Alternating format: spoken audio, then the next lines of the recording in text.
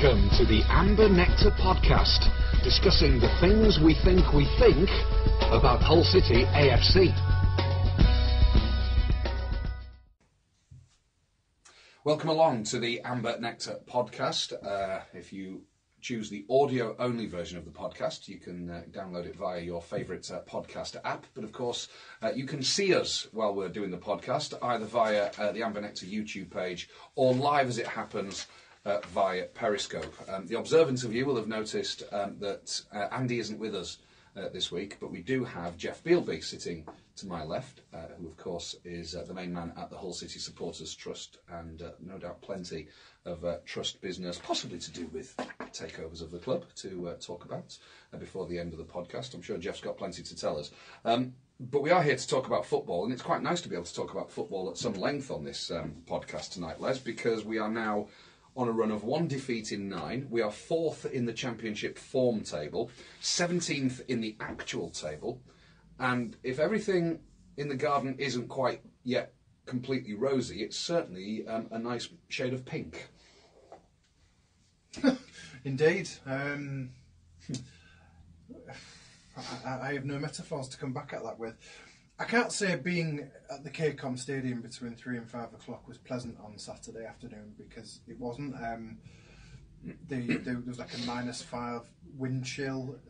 The North Stand roof was doing that holographic thing where, because the rain was blowing diagonally, it really had no impact. It wasn't a great deal of fun, and it certainly would have been incredibly miserable had City have sort of lost that game, sitting in abject conditions and then trudging across the Walton Street car park and off into the darkness. But as it happened, we got the chance to feel fairly good after the game, largely because of some excellent bits of play in the first half, even if sort of in the second half we were sort of, I wouldn't say hanging on. We made the decision that we were going to defend the lead, and thankfully Brentford were incredibly obliging. You know, I said last week that Brentford surely aren't as bad as the league table suggests. I stand corrected. They were bloody awful.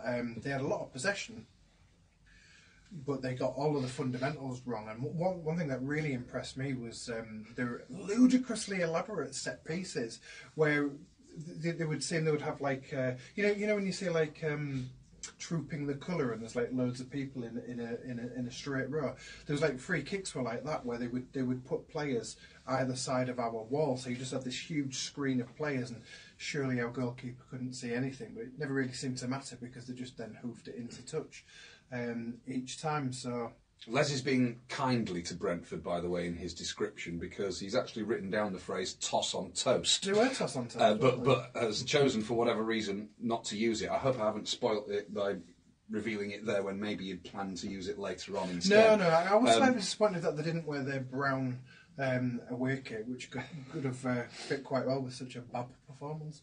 Are we worth 4th in the form table, Geoff? I mean, you know, results can't lie, and it is a results business. But are City playing well enough to look like they're a team in that, to look like they're a team that deserve to be so high in the form table? Probably, yeah. I mean, we played abjectly earlier, and we've played much better than we did on Saturday and lost games. So it swings and roundabouts, isn't it, at the end of the day? It was great to come away with a clean sheet, 2 goals. The second half seemed to go on for hours, simply because we didn't have the ball and you were just waiting for them to score, and it didn't happen, which was great. So that sort of inevitability that comes with City defending a lead, that lead would therefore be coughed up. Did you have that feeling against Brentford, or even though it was uncomfortable in terms of a viewing spectacle, was it comfortable in terms of keeping hold of that scoreline? I had that feeling for 50 minutes. Right. In fact, probably more than that, because I had it before half-time as well. Because it's a difficult decision for a manager to make, isn't it, when you go 2-0 up and look quite comfortable at the end of a first half, because you know that whoever is in the other dressing room is going to be berating their team for coughing up a two-goal advantage so readily and so meekly. So it's difficult for a manager to know exactly what to say to the players and what to encourage and what tactical policy to adopt for the second half. Yeah, and I still had the disappointment of us coming out at Millwall and conceding immediately after half-time on the previous Saturday. So, we don't tend to start that well after a break. We didn't this Saturday, but we didn't concede, so that's Doesn't great. matter. Yeah. Nigel Adkins, Les, would you like to start the fulsome tributes to the man?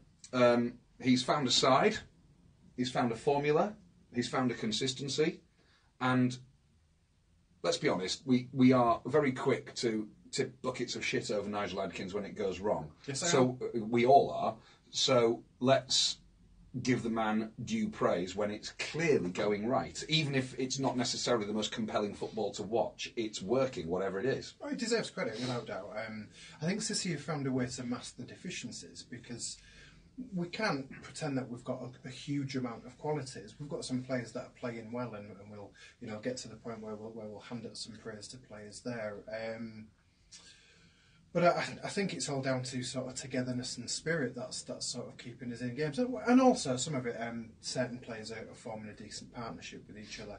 I mentioned last week about Henriksen and Grzycki seem to be working well together.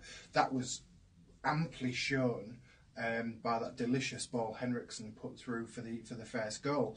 Henriksen had the presence of mind in the build-up, because the ball was sort of like shouldered to him, wasn't it? And while he was waiting for the ball to come through him, he turned his head round, had a look, saw where Grzycki was positioned, swivelled and put a beautiful arcing pass in front of Grzycki. And it was so beautiful, it didn't matter that Grzycki's control wasn't great, because even that ill control put the ball past the keeper, and there was Campbell to bundle it in. So yeah. Adkins is clearly doing something right, but also players are forming bonds with each other, they're forming understandings. And I get the impression you're reluctant to give Adkins more credit than his the absolute limit for a man who is picking a team that's winning matches, or at least not losing them very often. Well, I'm not in any hurry to anoint him the next Brian Clough or anything, but I have criticised him this season, and that's why I do think he deserves credit now. I don't know whether I want to go fulsome. I think there's caveats to it, but he's got us playing well, and he's got us moving away from the relegation zone. And we've acknowledged all season long that he's not had any assistance from the people who control the purse strings at the club. The only reason we haven't had more sympathy for him is he knew that situation before he came. And he acted a little bit vulturously to his predecessor. But we've always acknowledged he's had a difficult job. So for us to be doing relatively so well, given those circumstances, he absolutely does deserve credit for him, and I will say that unreservedly. We've all accused City's players at certain points and City's manager at quite a lot of points of being spineless this season, but now it's the opposite. There is a proper spine in the side, and everybody, the great coaches, the great players, the great football observers and journalists and so on have always said you don't get a good team without a good spine. You need a good goalkeeper, you need a commanding centre-back, a creative or destructive midfielder, depending on how you're going to play, and somebody good up front who can score goals. City, they've got David Marshall, they've got Elphick, they've got Henriksen, they've got Fraser Campbell, and all of them are coming into form at once down the middle of the park. Yeah, no question. I think Kamil Grzycki's trying again, which is always good. He's busy. Whether he'll still be trying in February if he's still here, we'll have to wait and see. But the other one you've not mentioned there is Batty. When he plays, we're a different team. And you're saying that about a young kid in his first season, really. And that speaks volumes about the lad's ability. But no, they're certainly playing for the coach, no question about it. They're putting effort in. My fear is, and as Les has already alluded to, Adkins hasn't had the backing of the owners, and we're one or two bad injuries away from a crisis because we've got such a thin squad. And a transfer window away from the crisis, because of course there's no absolute guarantees that the likes of Jared Bowen still aren't going to sort of have be able to have their eyelashes fluttered at them, and the Allens say, go on then, off you go. I mean, well, we're in January, and you've got 3 or 4 senior players that are out of contract this summer. And any other club would be waiving new contracts under them into January. As I understand it, they can sign pre-contract terms elsewhere. Fraser Campbell's gone on record recently saying he wants to stay here. He hasn't just come here to then disappear. So he's sending the signals out, as other players have in the past, and they've all studiously been ignored. You mentioned Fraser Campbell there, and I want to talk about Campbell a bit more, Les, because it's nice, isn't it, at this level, to have one of the division's form goal scorers. I mean, even when we got promoted under Phil Brown in 2008, and Campbell was around on loan, of course, then, he was sharing the goals with Windus and with Caleb Folan, while other teams had one particular big name, or at least big achieving goal scorer. We have to go back to people like Andy Payton and Keith Edwards, who are seriously dominant goal scorers for a whole division at this level. But Campbell's a form scorer for the whole division. People are going to be watching him. And he's a very different player to 10 years ago, of course. But 10 years ago, the one thing he could do that he's still doing now is find the net. And at the moment, he's finding the net all the time. Yeah, he's found a niche for himself, hasn't he?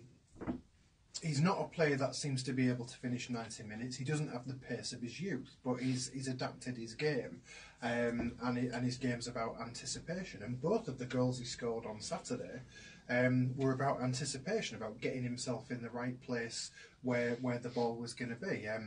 Grzycki's shot for the second goal was a decent shot, because he didn't really give the goalkeeper the option to sort of pouch that. He had to sort of make a stretching arm save, which meant he wasn't going to be entirely in control of it after that initial save, and there was Campbell on hand to finish it away. That's brains, and you know, it's a bit of a cliche in football, isn't it, that they say the first steps in the head, and once the pace goes, it doesn't matter so much if you can make up for his brains, and that's what Fraser Campbell's doing, and it's brilliant. And he's also a senior player now. I think it's still taken us all a bit of time to accept that Fraser Campbell is now pretty much at veteran status, or certainly compared to others. 31, He's 31 years old, but we still have, I think, because it was such a successful season that he had with us 10 years ago, I think a lot of us still see him as that 20-something kid learning off a striker who was almost exactly twice his age. And we have to, you know, we all age at the same rate, and Fraser Campbell is now pushing veteran status, certainly a senior experienced player, knows this division inside out, and as long as he's got the service and the help around him, then he's going to cause damage to anybody, isn't he? Yeah, of course he is. I mean, in that season 10 years ago, he scored 15 goals.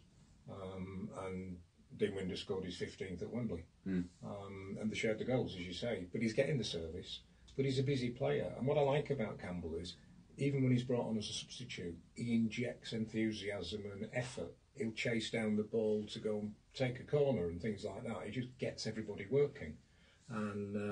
And you need players like that in a team. And he really leads, even though he's not the captain. He does lead the team.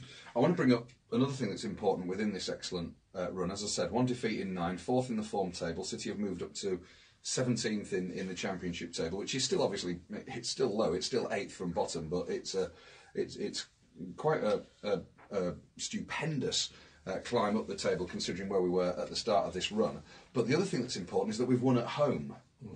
Something that we've not been prone to doing very often this season. The West Brom game was the last time. Since then, we've lost badly against Nottingham Forest and drawn with Norwich, which obviously, looking at Norwich at the moment, was a decent result. But to get a win at home, and where you're supposed to sort of build your season and base any successful season on your home form, it was important, wasn't it? Yeah, very much so. And I think we were almost frightened to play at home early on in the season. It's a big thing for me, but supporters should do what it says on the tin. They should support. And we have a lot of moaners and groaners in our crowd. And Henriksen was podcast. Well, Henriksen's a classic. I mean, there was a guy sitting in front of me in W2 on Saturday, and it was Henriksen this, Henriksen that, Henriksen the other. And as Les has said, he was playing sublime passes. He gets stuck in. He's come on so much since he's had the captain's armband. He started leading. But he was a player last season, particularly, where he almost seemed to be avoiding getting the ball for fear of making a mistake, and that comes from the supporters that just moan and groan. Les? Yeah, I'd accept that. Henriksen didn't have a stellar start with us, that's for sure.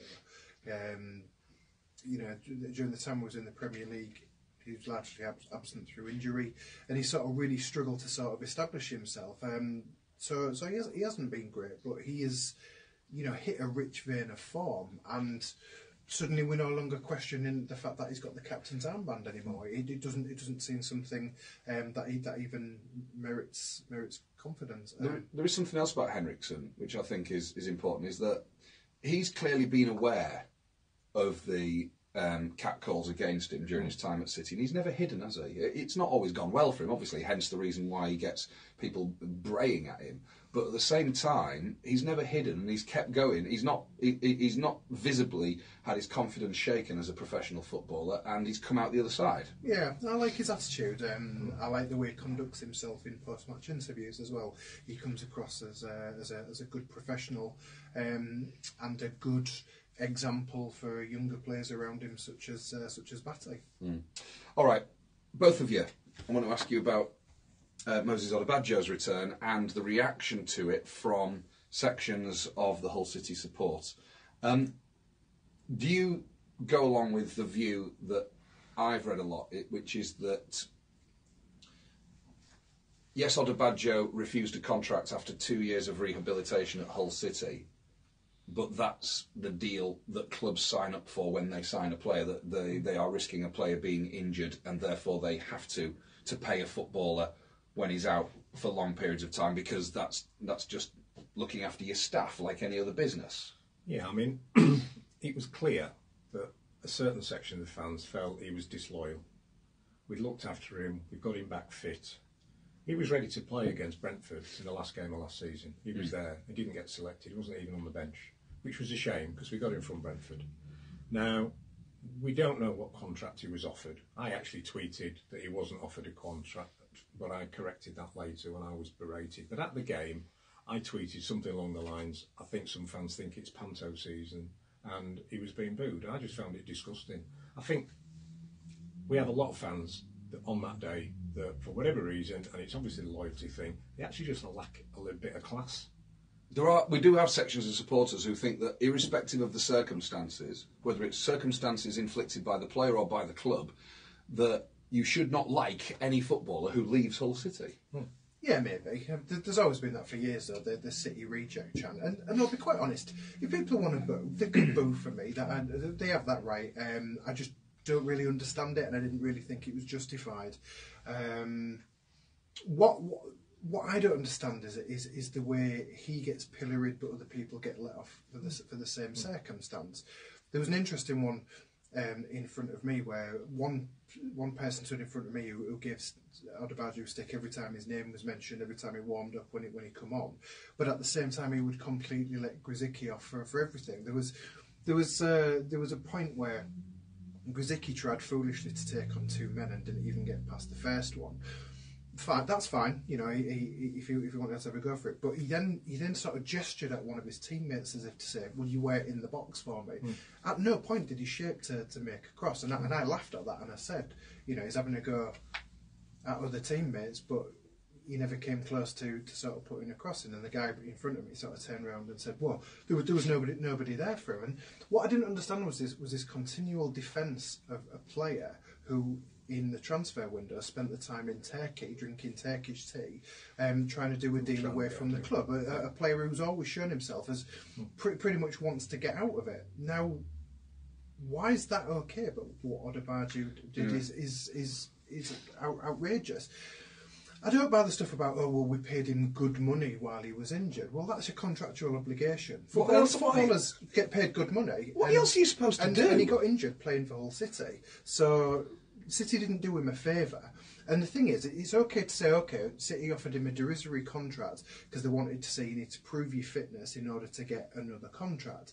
But you have to look at it in the context of City have been known to give players derisory contracts when one contract's running out, and players have left because of this. Well, why is the Odubajo situation any different? Why should we suddenly believe, in this case, the people doing the purse strings acted honourably and said, no, we'll give you a decent contract? Because you're telling me that Brentford offered him significantly more. They were calling him a greedy bastard. And it's like, are you telling me he went for more money at Brentford? Or did he go for the chance to play football? Well, he went home as well. And I mean, it's going back to somewhere he knew. Premier League season that he deserved to have his chance in the Premier League. He was brilliant. Superb brilliant at Wembley, and he was brilliant at Wembley when we won the playoffs, and then never got to kick a ball for us. Correct. Again, which is, you know, it's shameful the way he was treated on Saturday, and it is. The thing is, you mentioned that other players have left the club after being offered similarly rubbish contracts.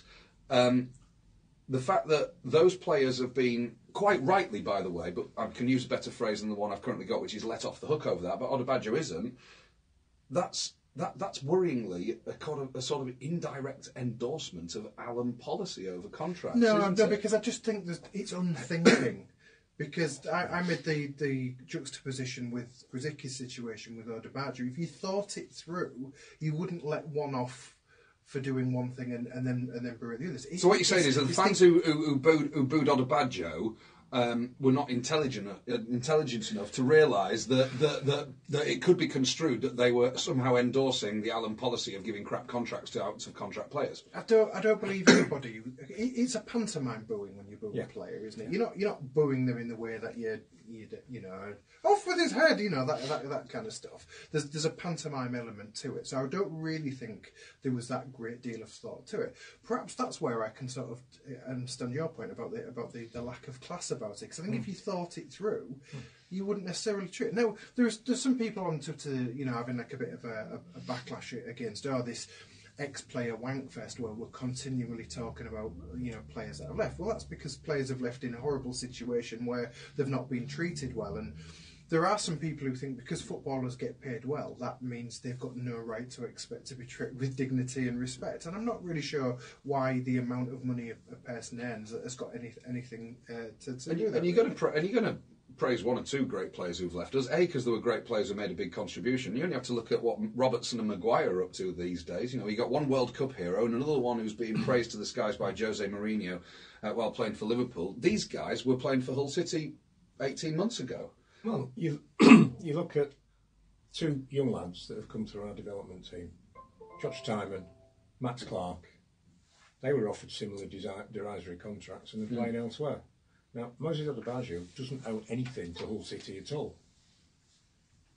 No, he doesn't. He came to us for a fee from Brentford, played out of his skin for a season, helped get us promoted, and then had a horrendous injury. Well, more than one actually. Dislocated his knee and then did his ligaments. And he missed out on big money and an opportunity to play in the Premier League. I feel sorry for him. As somebody said on Periscope that what Robertson is now is what Odubajo could have been without the injury. Well, and also Robertson, there was a point where he flat out said, I don't want to play for Hull City anymore, I want to go to Liverpool. Well, you can understand that, can't you? Gosh. Was that greed or was he trying to better himself? But we don't view him in the same light. No. And the thing that I mentioned today on Things We Think is, Odubajo would get booed and called a greedy bastard in one moment, and then a couple of minutes later, people would sing "greedy bastard" at Fraser Campbell as if it somehow honoured him, and that's the unthinkingness about it. Yeah. We think, really, can we not actually come up with a chant that actually honours our top scorer this season, a player that we've got a lot of genuine affection? Why don't we just let the fact that he left us and came back go, because now he's okay? It's no different to the David Myler chant. It used to be. Yeah, it's horrible. Right, it's horrible. I don't know. You've got to remember there is a sort of toxicity to all of the thinking associated with Hull City, and I don't know how quickly that goes away even with new owners, because I don't know. I just wish people would just think a little bit more, because even shouting "greedy bastard" at Fraser Campbell, it's not funny. It's not ironically brilliant. Greedy bastard, he's not greedy anymore. It's just unthinking, and I just wish people would just think a little bit more. They have, of course, the right to sort of shout whatever shite they like at a football game, as long as it's done in a lawful manner. But I don't want anything to do with it. Fair enough. Okay. Just some housekeeping for you. It's the last Amber Nectar podcast of this calendar year of 2018. The next one will be just after the New Year's Day game against Bolton Wanderers, January the 2nd, maybe the 3rd. We'll let you know as we get closer to the time, and we've consulted each other's diaries and know what we're doing after the festive period is pretty much over. So we've got 4 games to discuss on that podcast, which will be this Saturday's game against Swansea, followed by the Boxing Day game against Preston, then the Leeds game at the end of December, and Bolton on New Year's Day. So that will be the 198th podcast. The 199th will follow the FA Cup tie at Millwall, and then we will have a standalone podcast, if you like, a not topical one, just after that FA Cup tie, to celebrate our 200th podcast, and we have a special guest from Hull City's history lined up to join us for that one. We will tease you as much as we possibly can before telling you what it's actually going to involve. Get you Chakademus. Yes. And are you pliers then? Indeed. Yeah, okay. So that's what's happening over the course of the next couple of weeks leading into 2019. I mentioned the Swansea game there. It's coming up next. It's on telly. We've got the late kick-off on Saturday, so we're going to be on TV this weekend, followed by this festive trio against Preston, Leeds and Bolton. When you look at our league position, Leeds aside, 3 of these 4 games, you suddenly feel like, as if you're going to be greedy about it, that we could end up in the top half of the table by the time we go to Bolton on New Year's Day. At the moment, the only thing I'm thinking about Saturday is it going to be colder than the Brentford game? Because I had a fair amount of layers on Saturday, and it still didn't feel like it was any good. So that's my immediate concern. It's an opportunity, isn't it? Absolutely. Leeds aside, obviously they're top of the table. They might not be by the time we play them, but they're top of the table at the moment. But Leeds aside, we've got some winnable games. As we stand at the moment, we're playing Swansea, who are 9th. Then we've got Preston, who are just above us in 15, 4 points clear of us. And on New Year's Day, Bolton, who are sliding quite a lot at the moment under Phil Parkinson. Even Ipswich are within shouting distance of them now. So there are opportunities there. Yeah, perhaps not really to move much further up in the table at this point, but to keep putting distance between the teams below us in the table. And can you believe Sheffield Wednesday below us? The absolute Sheffield massive Wednesday entity, massive below us. It's shocking.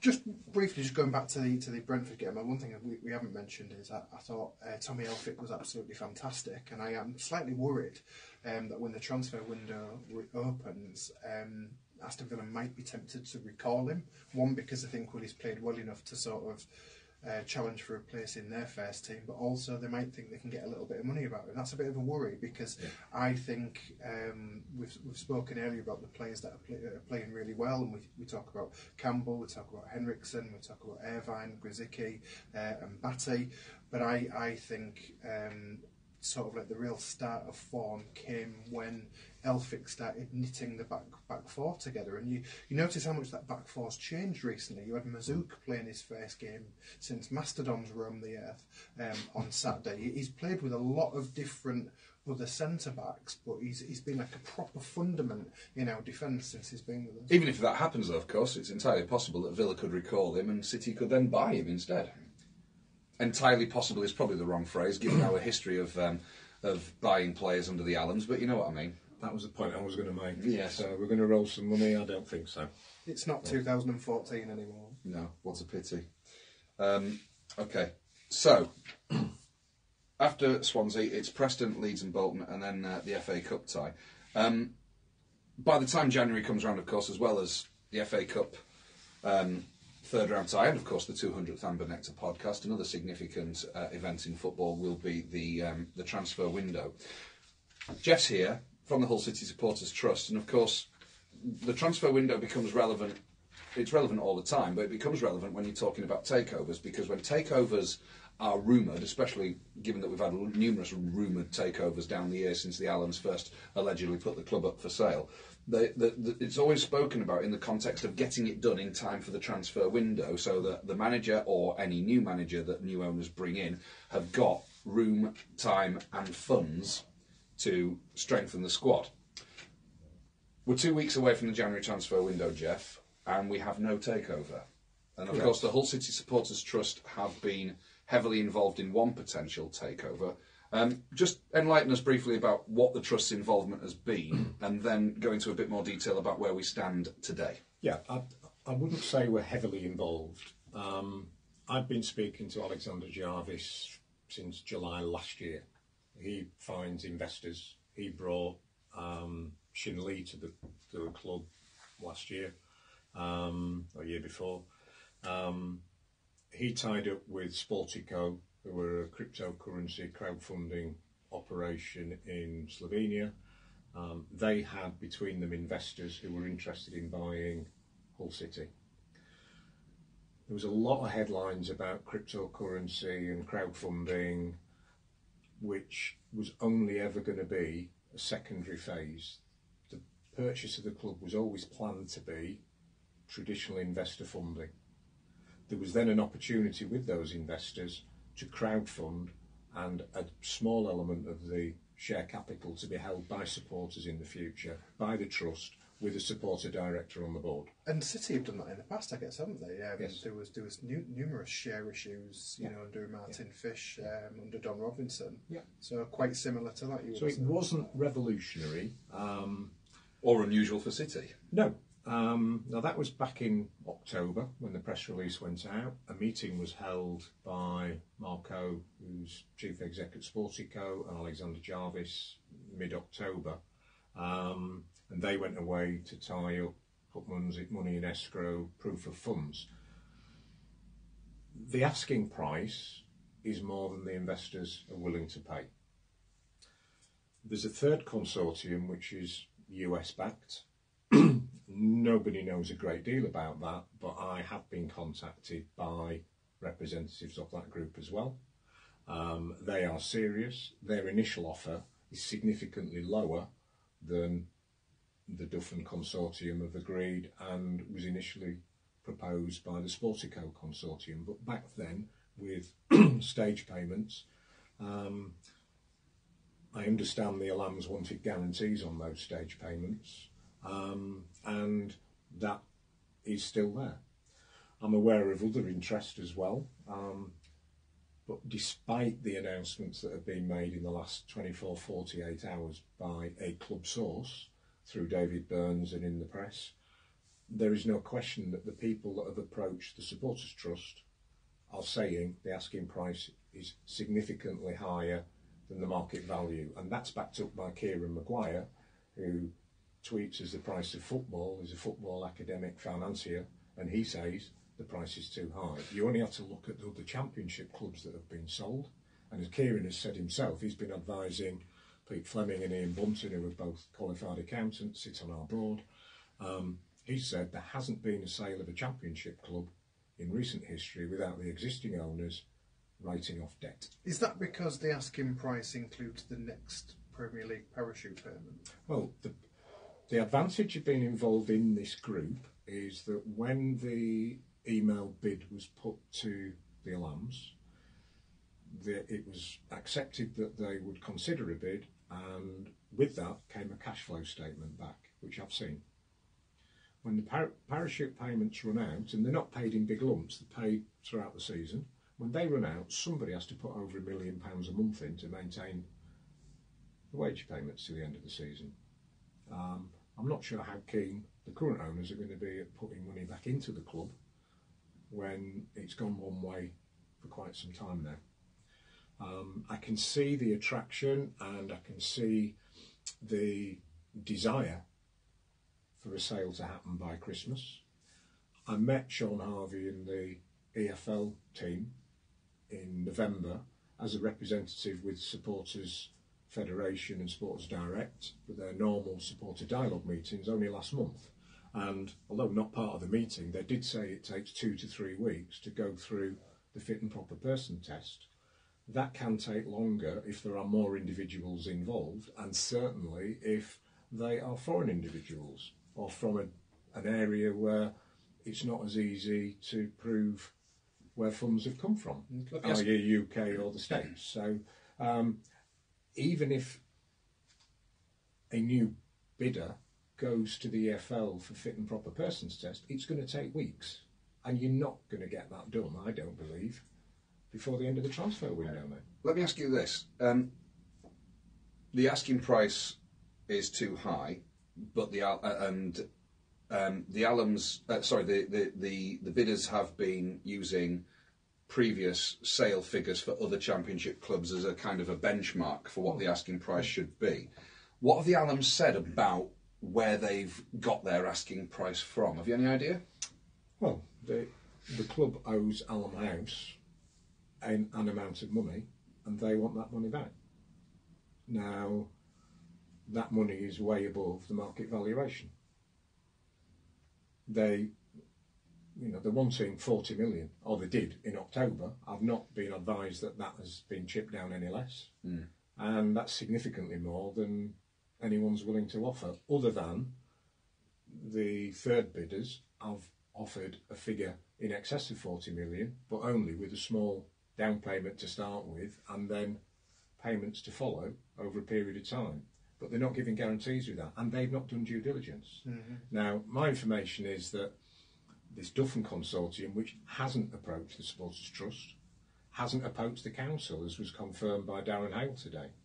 He confirmed today on the Burnsy show the only people that have talked to the council about the prospect of a change of ownership were the Supporters Trust, and that was me and Rich Mathers in October on behalf of Sportico, but also with our annual update with the council. And they are open to transferring the stadium and talking to investors. Is the need for dialogue with the council because the different consortia who are bidding for the club are, like the Allams previously, interested in also taking control of the stadium? The Allams were interested in taking control of the stadium and develop it. Peter Grieve was interested in taking the stadium and develop it. And it seems that somebody, according to the releases in the last 48 hours, somebody involved in the Duffin consortium is a property developer and interested in involving the stadium. If they're that interested, why haven't they talked to the council? Would be the question I asked. Well, that was and that's the question that Darren Hale was was asked today as well. Yeah, that's what I was going to ask. Does that put questions on the... And he's used the phrase, it's not fair to treat the council as a pantomime villain. So what next? Where are we going to get to next with this bid or these bids? Certainly the one that you have been more involved in, given that, as I said, that the ideal scenario, I know we don't do ideal scenarios where the Allams are concerned, but the ideal scenario when we all start to get excited about the prospects of the Allams selling up to somebody is that we do so in the run-up to a transfer window, so that the bit that the fans care about the most, which is a successful team, can actually become the priority of new owners when it hasn't been the priority of the existing owners for quite some time. Obviously I haven't spoken to the Allams. It's almost a year ago that I had 4 hours in their presence in the chairman's suite on the second meeting with them. I guess they would be accusing bidders of time wasting. I would suggest to them that the time's wasted because they're asking for an unrealistic price. Should the price drop to a level that is akin to the market valuation, things will move ahead. There are interested parties, but there are plenty of Championship clubs that are up for sale a lot cheaper. I mean, Wigan, who won the FA Cup recently, and in a similar position, a northern town not that well supported, more Premier League seasons than we've had. Yeah, sharing with a top rugby league club, went for 22 million. And the Lambs want 40. And the other thing that they've got, they've got their own academy. They've got a training ground that isn't a pitch and a half. They've spent the values that they've received from the Premier League and invested in their academy. We're still renting training grounds. Where's your role in all this now, as we speak today? I don't have one. I mean, we're speaking for the fans. But all right then. Where's the role for the Supporters Trust currently? Absolutely to represent the supporters. We are there. I've said this morning on the radio, and we've said repeatedly, Hull City Supporters Trust will work closely with any reasonable owner of Hull City, and that includes the Allams. The key word's reasonable. Yes. See what you did there. Well done. People are asking if we're at the stage yet where there needs to be more protests against the Allams. We've got a televised match this weekend, for example, and there will be more to come. I've been challenged by a number of fans and businessmen in the area that have said to me and said, "What have you achieved with protests?" And it's a good question, because actually the Allams have been very stubborn, and you could argue fans have been very stubborn, and the only thing that's suffered in between those is the club. Les mentioned he's worried about how cold it's going to be on Saturday. The one thing is you're not going to be in a warm environment surrounded by lots and lots of fans, because I fear Saturday before Christmas, with a live televised game, a late kick-off, we're going to have significantly less fans there on Saturday than we had with the alleged 10,000 and something last Saturday. Yeah. It's going to be the lowest ever gate that we've had, and it's going to be there live on TV to show how disastrous the policy of having no concessions, having no dialogue, meaningful dialogue with the supporters has become. And I use the phrase with the EFL when I had that meeting with them, is that we are subject to structured monologue from our club. It's not dialogue, and the supporters groups that I'm working with are now consulting with the Department of Digital Culture, Media and Sport, asking for a ruling on, here's the documents, here's the minutes. The meeting that I had a year ago with other supporters at the supporters committee, we're still waiting for the minutes from that meeting from a year ago. Well, So something was supposed to happen in October about memberships, and nothing's happened, has it? correct. It's all talk. The club's broken, and there's misinformation seems to be flying around, and we are where we are, and I think we're going to be here for a while, sadly. Okay, well, thanks for coming on today and It's a pleasure. Enlightening us on the current situation, and I'm sure we'll see you again later on in the season with more news on this alleged takeover. Let's hope it is done in time for the January transfer window, but it looks Which January? Exactly, it looks distinctly unlikely. It may well be that they're hanging on till the end of the season to try and drop the price. Who knows? We'll see. Okay, so 10 years ago, City in the Premier League and sixth in the table. Seem to have been sixth in the table for quite a long time by this stage. But things were about to take a bit of a turn for the worse in the Premier League. Although after 18 games, the fact that we'd won after 17 games, the fact that we'd won 7, drawn 6 and lost 4 was probably beyond our dreams after winning that Wembley playoff final the previous May. So we get to the 18th game of the season. It's 5 days before Christmas, and we're playing Sunderland at home. Sunderland were in the bottom half of the table, and both sides traded early goals, Les, and then it became, I don't think, or it was Premier League, so there were good footballers on the pitch. I don't think, though, it was necessarily the most technically brilliant game that we would see that season, but for a long time it was a very, very even, very cagey, and really quite intriguing.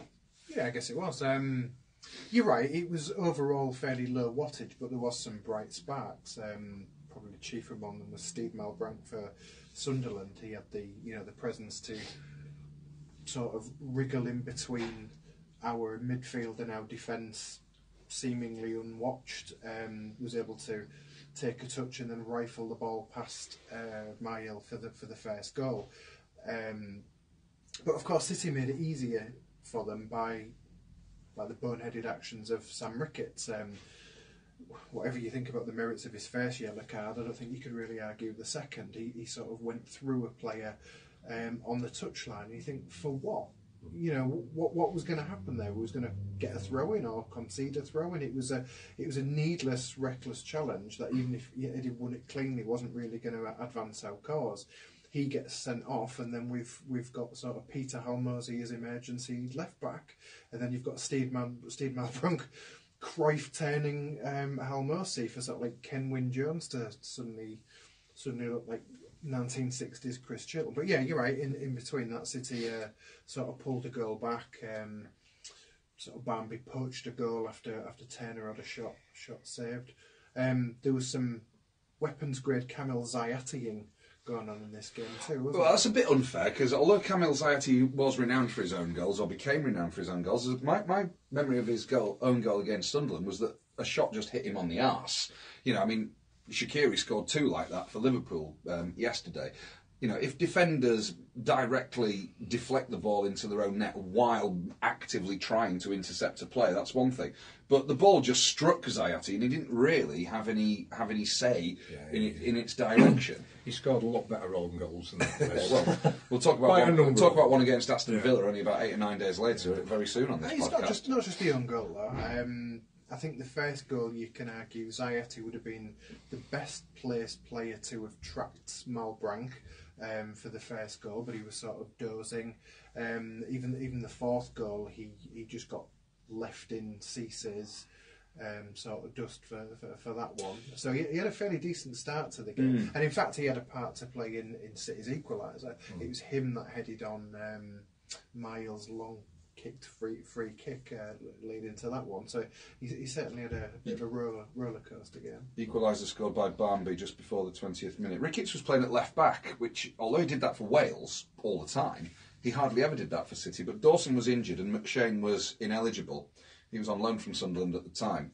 So we had a back four of Ricketts at left back, and Bernard Mendy, who'd had to go back to right back against Liverpool after giving, what was it we called, Andrea Ducina, what was it, rectal dismay. Rectal dismay, that's right, the previous week. So it was an unusual looking back four from City, with Ricketts playing not out of position as such, but certainly in a position he wasn't used to playing in club football.